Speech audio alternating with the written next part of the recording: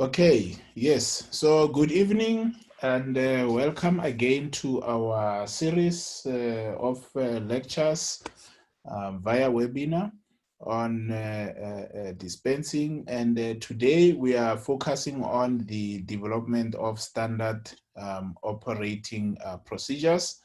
Let us then start. Just to say that for the next 2 months, we are also running a promotion of our training programs. So if you have colleagues who would love to study with us, do reach out to us. If you manage, for example, to bring along 3 of your colleagues, you'll be eligible for a 30% discount, which is a lot of money that one can use for other things.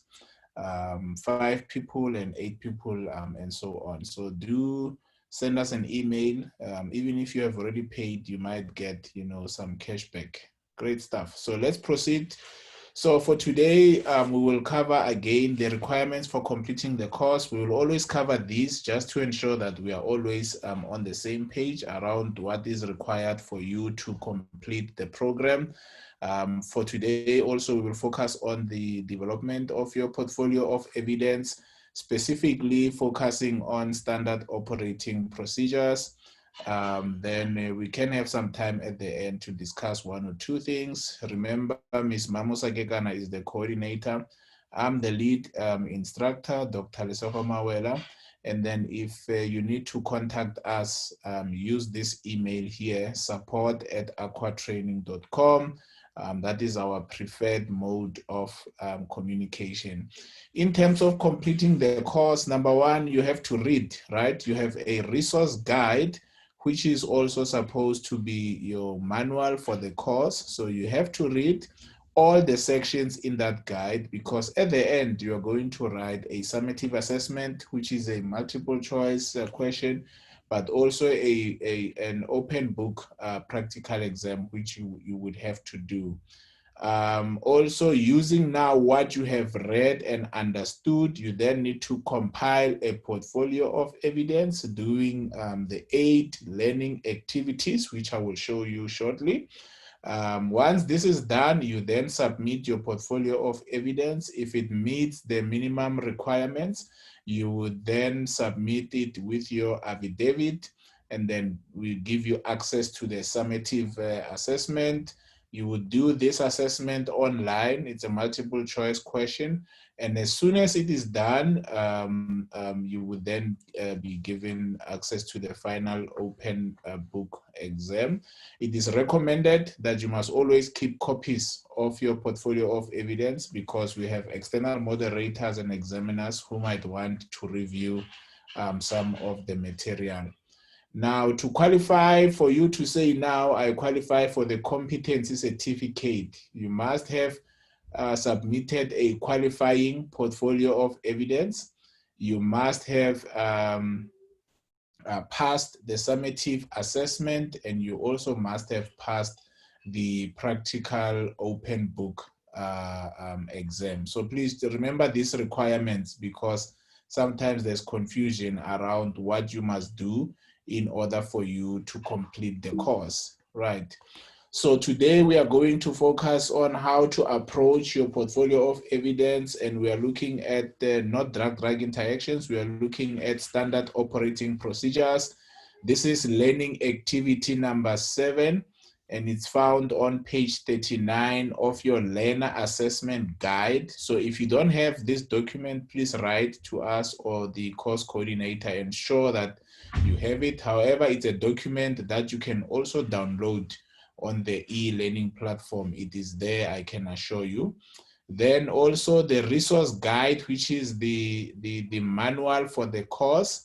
There's a section on the medicine management system, which starts from page 190 to page 223. You have to read all those procedures, because for you to run a safe dispensing unit or where medicines are handled, you have to have procedures that are aligned with the legal requirements in the country. And in terms of the specific learning activity under 7, you have to develop a standard operating procedure for receiving of stock. And this is covered in the resource guide from page 197 to page 201, right? And the guidance around how to write, what are the key elements of a standard operating procedure, they are included in your resource guide as part of Annexure F, which is on page 270. So I will take you through these documents shortly. Yes, so just remember, we won't talk about that. So yes, so let me then take you to go through the actual work around the portfolio of evidence. Specifically for today, we are going to focus on learning activity number 7, right? So the first thing, how you approach your portfolio of evidence, the first thing you need to do is to go through your learner assessment guide. This is the guide I'm referring to. If you browse through the guide, you will see that there's a first section there on top, right, which talks about how to develop your portfolio of evidence. So that is very important. Then your affidavit, which needs to be completed. Then you do all the learning activities from 1 to 8, right? And also my expectation is that last week we did drug-to-drug interactions, case studies. I'm expecting that if you did attend that session between last week and today, you have completed all those case studies and you have put them nicely, and you are ready, for this week's learning activity. Don't try to batch and compile these things and wait for the last minute. You won't do well. So do this week by week so that by week 8, you are done, with your portfolio of evidence. If you were not part of us last week, remember we have already done a learning activity 1 to 6. I will share the link of today's session. When I share that link, you'll get the video recordings, right? So you use the same video recordings for learning activity 1, 2, 3, 4, 5, 6 to complete your portfolio of evidence. So today we are doing learning activity number 7, which is standard operating procedures. And this is covered from page 39 as discussed, right? Let's see. Okay, a few seconds. Right, so this is now where we are, learning activity number 7, standard operating procedures.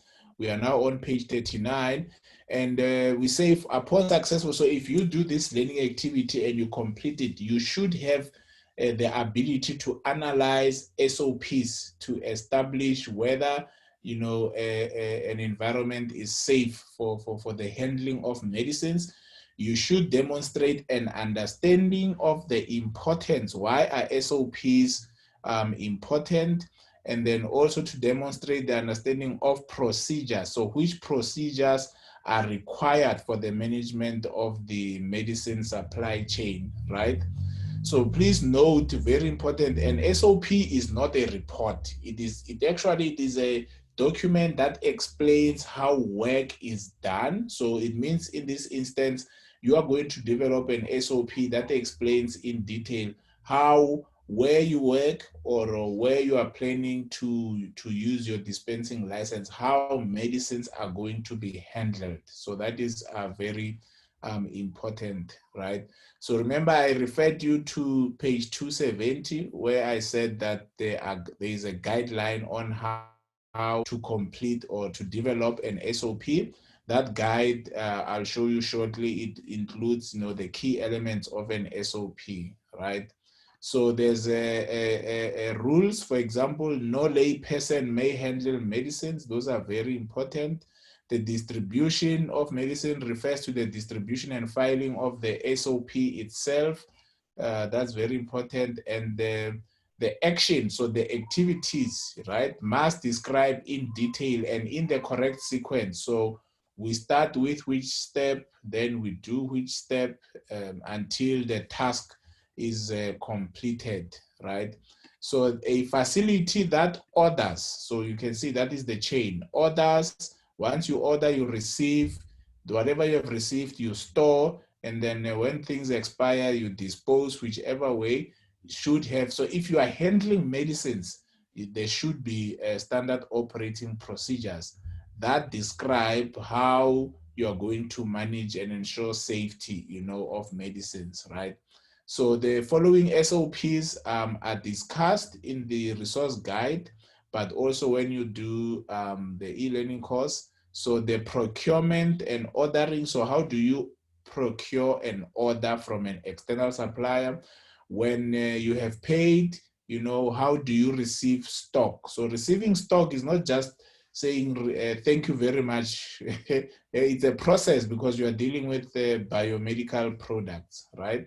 Stock taking, cold chain, which is very important, maintaining the quality of medicines and drugs that require to be kept at certain temperatures.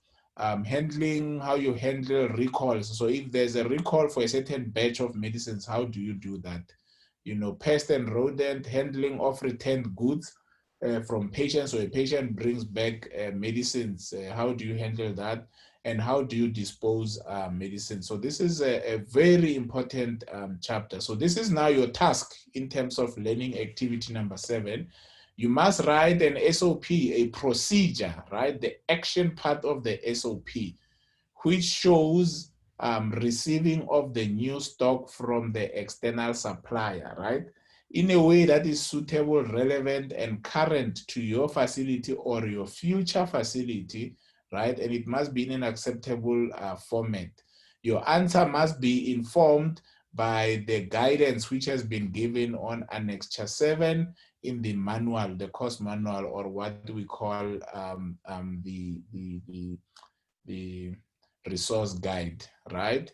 And there is a hint there because there's drugs like your Schedule 6 medicines. You need to be very careful around how you receive them, how you document the reconciliation you have to do between the stock you had at hand, what was used, and what you have received. So all those things are very important. So here you are getting a hint around how to receive stock and the elements that need to be covered. So how you're going to secure the entrance to the premises so that it's not everyone who comes in, who's going to receive, who's the designated person to receive medicines, signatures, the address of the practice, and if these are things that are sensitive to temperature, are you going to wait for 30 minutes or, checking every box, or you're going to address those issues first and ensure that the temperature is kept?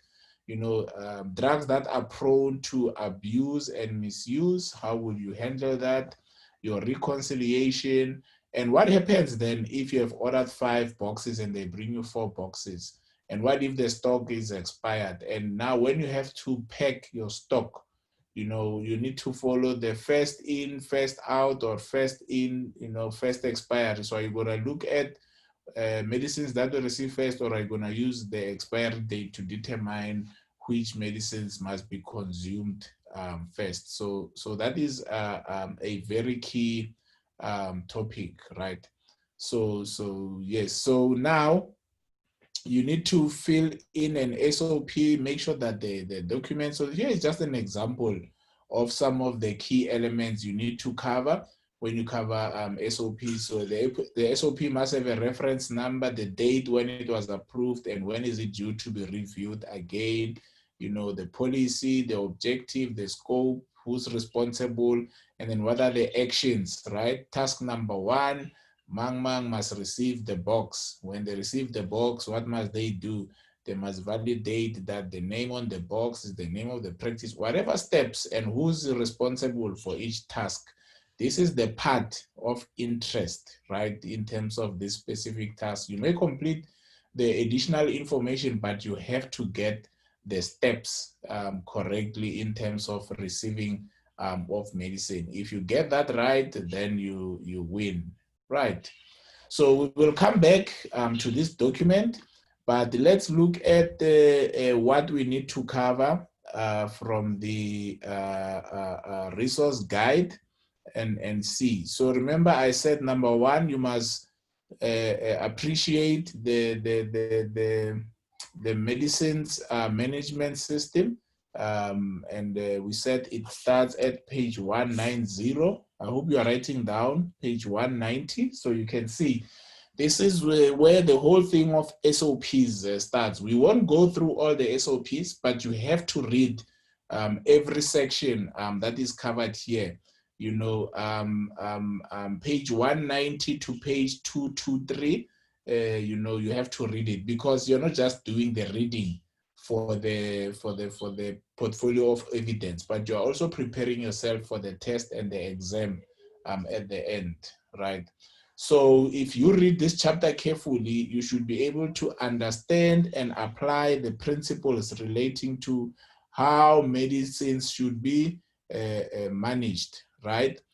From procurement to receiving of the supplies, how you store them, how you're going to monitor and maintain, you know, your stock of medicine to ensure that there's no abuse, but you don't also run out of stock. How are you going to maintain the required records and then the disposal of medicines, right? And all these should be linked to the laws that govern the handling of medicines in South Africa, which is the Act that you need to be familiar with, right? So managing medicine supplies and stock affects the quality of healthcare. I can tell you, if you are unable to manage medicines, you cause a lot of harm, you know, harm that sometimes even gets patients to be admitted, or some people even lose their lives. So it's very important that medicines are handled very carefully, you know. So it is in the interest of both the patient and the health provider that you have a system of managing medicines, a constant and reliable, rational system of managing and maintaining medicines, right? This must also be performed according to the laws that govern medicines, and specifically it is this act, which by now you should have read. So the Medicines and Related Substances Act of 1965. So very, very important. And then there's also other, you know, documents like your good pharmacy practice, but also other guidance, you know, from the regulatory bodies, SAFRA and your South African Pharmacy Council, right? So every institution, facility, whatever, you know, which is handling medicines must have systems in place. And these systems must ensure that there is safe and secure storage of medicines and medical supplies. It's very important that we have that correct storage, accurate record keeping and documentation, you know, ordering, stock rotation, monitoring to prevent stock from expiring, and effective security, because people like drugs and they steal some of the drugs, you know. So this system should be maintained by procedures, you see. So you have to develop procedures so that they maximize efficiency, reliability, and accountability. So that is very important. So procedures that are used should be formalized. So a procedure is a formal process. It must be documented. You know, it should be signed. It should be approved. It should have a review date. You know, and it must also show the links with other policies and procedures that are being implemented within your facility, right? So, and then, so because the handling of medicines is regulated by the law, the SOPs become very important to maintain standards, right? Required, because the legislation says certain standards have to be met. So when you design your SOP, you need to make reference to policy sections from the law that refer to the requirements which you're going to use. We don't write these SOPs to be filed. Every staff member must know. So we have to educate members. We have to ensure that everyone has access to a document against which they can evaluate their activities. So whoever is receiving stock must have an SOP which then guides them on how the work should be done. But also, if the work is documented in an SOP, it provides continuity so that if maybe the lead person is on sick leave, the work can continue, but importantly, it can continue safely, right? So in summary, a standard operating procedure is a document that maps out exactly what needs to be done in order for a certain task to be performed correctly. So now we have a task that we have to look at, which is receiving stock is a task, but then what are the expected actions that need to follow from there, right? So in summary, a standard operating procedure is a document, and remember, when we say document, it can be electronic, it can be printed, but the most important thing is that it must be accessible to those who need to do the work.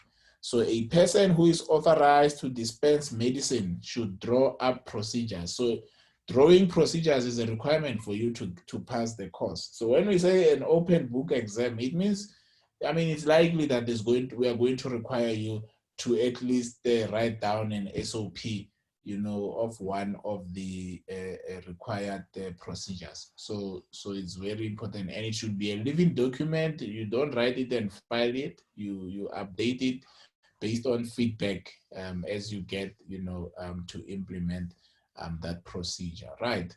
So there's a number of procedures, like a procurement of stock, receiving of stock, maintenance and storage, and so on. But for now, we will only go and focus on the receiving of stock, which is on page 197. Write it down, because that is the activity that you have to do as part of learning activity number 7. So how do you manage new stock? Specifically, how do you receive stock, which is section 6.5.1. So all those who are dispensing, for you to pass, you should have a clear procedure on how you receive stock. All deliveries of medicines should be formally. So the receiving of medicines is not a passive process. It's a very active, formal process, right? To receive stock and follow a certain procedure, right? To facilitate handling of possible delivery queries, right? It is advisable to check the number and condition of the boxes received, because if there was a tampering with one of the storage boxes for medicines, you should be accepting that, because you're going to give those medicines to patients. And what if someone, tampered with the drugs and so on? So it's very important that you verify, whether what you are receiving is what you have ordered, but also whether what you are receiving is safe and was handled correctly. So unpacking and checking off stock, yes, you have to unpack, you have to check whether what you are receiving is what is addressed to you. Is it the right drug, the right quantity, the right strength, and the expiry date? What if you receive something that expires tomorrow? I mean, it will be very wasteful. So you have to check all these issues, right? And then this checking must be part of your quality assurance system. So you must develop the eye to visually inspect packaging and check if things were broken, because if the seals are broken, you should probably not accept it. But also to check whether temperature sensitive products were kept, at the right temperature before you receive them, right? So you must have a checklist also and related activities. So cold chain procedures should be followed. So if something is temperature sensitive, you handle it with care until it is stored at the right level. You need to see that the invoice number that you are receiving, does it link with the order number that you have done and the delivery note? Very important. How many boxes have you received of what drug at what quantity, and the expiry dates should be checked to make sure that the products have an adequate remaining shelf life, because this is where there's a lot of waste, and people who sell medicines, they are tricky. They will trick you and give you drugs that expire next month. The next thing, all your medicines have expired and you have paid for those things. So some of the information that must be included is the batch number. Why? Because when there's a recall, they say, hey, we are recalling hydrochlorothiazide because it is linked to a cancer or it was not manufactured properly, it should be an easy process. But if you are not documenting batch numbers, you are going to have a problem, right? So you should have a logbook of goods received. Where did you receive it? When was it delivered? What was the time? Which vehicle? You know, the driver, whoever is giving you the medicines must sign, and whoever is receiving must also accept that they have received the work as documented. If they are missing boxes, you must document. Missing items, you must document, right? So always these documents must be signed and be filed for reference later on, because if you're not careful, you'll be in trouble, right?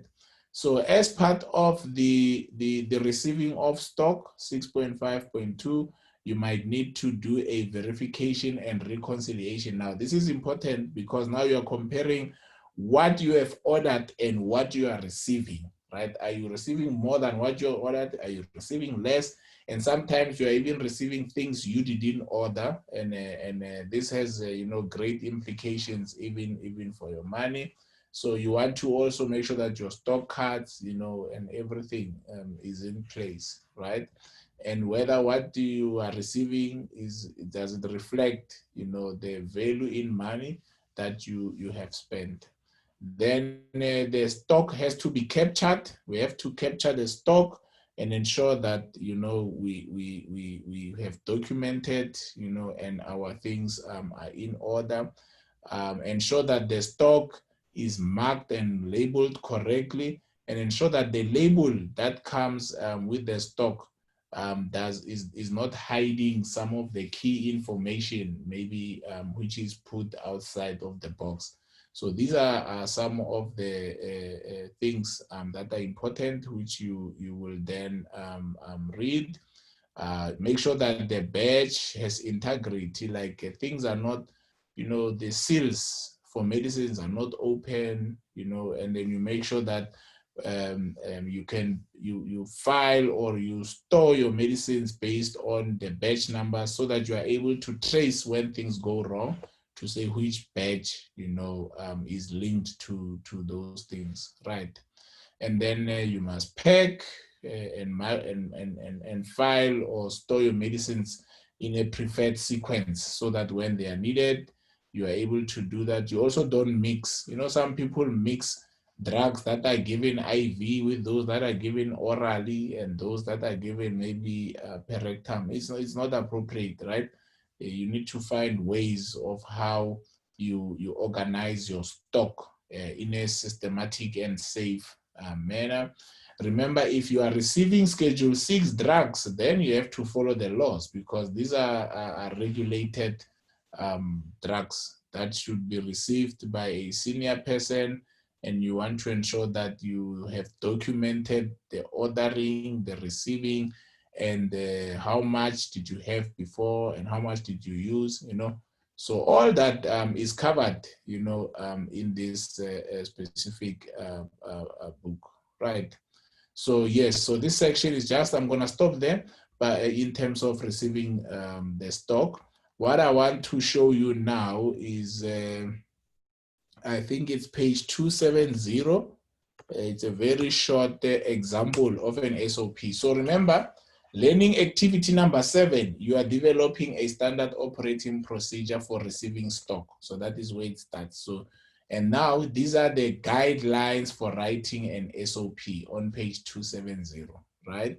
So you read this and then you'll do it. So it says here, what is the title? Standard operating procedure for the receiving of stock.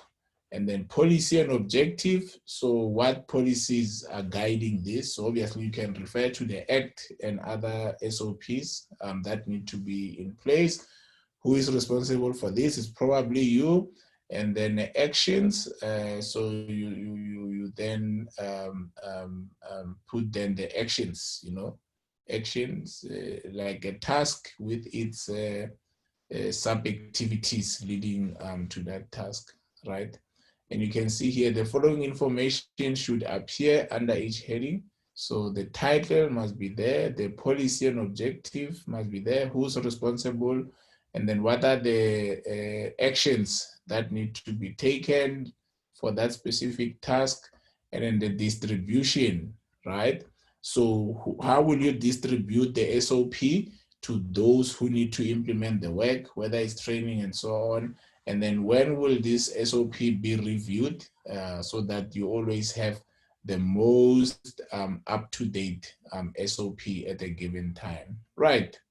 So today's learning activity, it's not like calculations and drug-drug interactions, but it is equally important because where there are no SOPs, you get the havoc, and then you increase risk for drugs to be abused, or sometimes even for patients to be harmed, but you also increase risk for yourself when you do that. And you might even lose, a lot of money. So make sure that you are able to track that. So coming back then to I think I've given you the pages. Coming back now to the learning activity, as we see, there is the task at hand for learning activity number 7. What is the task? You must write an SOP, specifically focusing on the action parts. You might include additional information as advised on Annexure 7 on page 270 of your resource guide. But your SOP should talk about the receiving of new stock from an external supplier. So what are the steps that need to be taken, and who's responsible for those specific steps? You do the SOP, you put it together as part of your portfolio of evidence, then you'll be left with learning activity number 8, and hopefully you get it right. And luckily for you, this, if you follow this advice, it means the activities that you need to do to achieve the task are covered.